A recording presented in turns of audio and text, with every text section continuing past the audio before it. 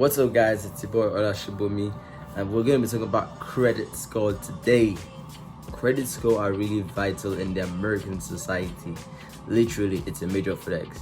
Credit score can determine whether you get a date with a lady in Soho or whether you're going to be living in your apartment forever. So credit scores are really important. But before we go into how you can increase your credit score, I think we should go into history land for a minute. So let's figure out the history of how credit score came about and why it's so important. So actually, credit score was invented in 1956 by engineer Bill Fair, who teamed up with mathematician Earl Isaac to create Fair-Isaac Company. Hence, you have the word FICO. And they created it because they were looking for a fair system of determining who is actually worthy of getting credit or getting loans. Hence the reason why you have credit scores. Initially, you were given credits based on I think I trust this guy. I think this guy will give me back my money, and that seemed a bit biased. Although our current credit card score system is quite faulty, I think this is way better than what we had previously, where it's determined based on what people think about you, which could easily be biased because human emotions are quite judgmental, quite biased. So thank you, Bifer. Thank you, Mr. Earl Isaac. But anyways, now we have three major credit card bureaus that keep track of your credit card and financial information to determine your credit score, and those are Experian, TransUnion, and Equifax. But anyways, now let's go back to the nitty-gritty. What you are here for? How can you improve your credit score?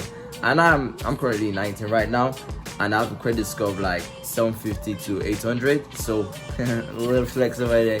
So ladies, hit my line. But anyways, so how do you get to that level, or how do you even surpass me when it comes to credit score? So the first things first is you definitely want to have a credit card. Duh. And the second thing is, when you get a credit card, you want to keep your utilization below 30%. The first time I got a credit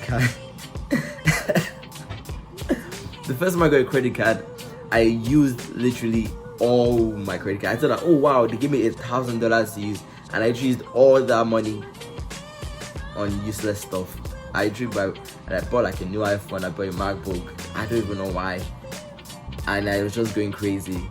And then all of a sudden, I checked my credit card tracker, and I was like, wait, what? I'm seeing a lot of reds.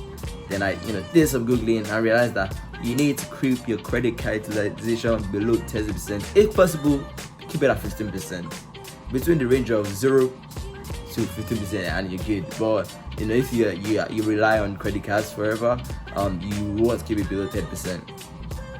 And as a young boy, and if you're young, or if you have a son or a daughter, you definitely want to add them as your authorized user. That really helps them build that sort of credit line history, and it really helps a lot. And I personally convinced my mom to add me as the authorized user, and I think that also kind of helped me boost my score quite fast.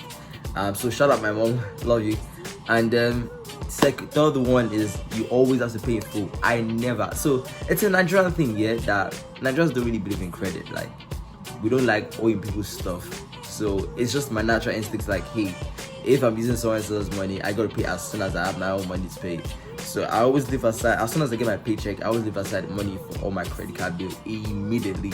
Like, I pay on time, and I always pay in full, and I make it automatic. It's not negotiable. It's a must-have.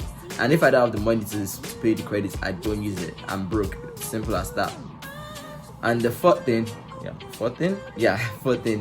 is you definitely need to try and have a variety of credit history. So you could either get like auto loans, mortgage loans, credit cards.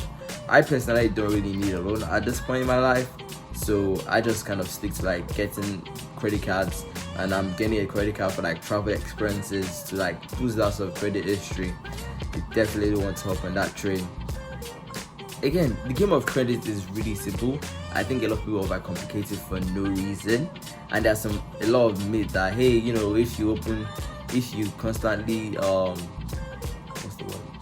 Well, I can't remember. But anyway, credit scores are really not that complicated. Literally follow those principles, and you're really gushy, to be honest. It's the only problem you have is when you let your credit card drop. Yeah, sorry, I can't help you with that. You're gonna have to deal with that yourself.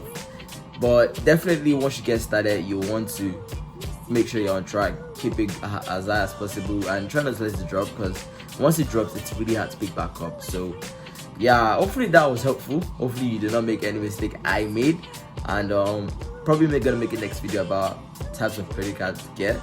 And hope you love it. Be sure to like it, follow, comment, and let me know what videos you want me to post. If I don't know it, I'm gonna for sure do a research about it, and if I know it, I'm gonna drop the gem. You're welcome. Sayonara.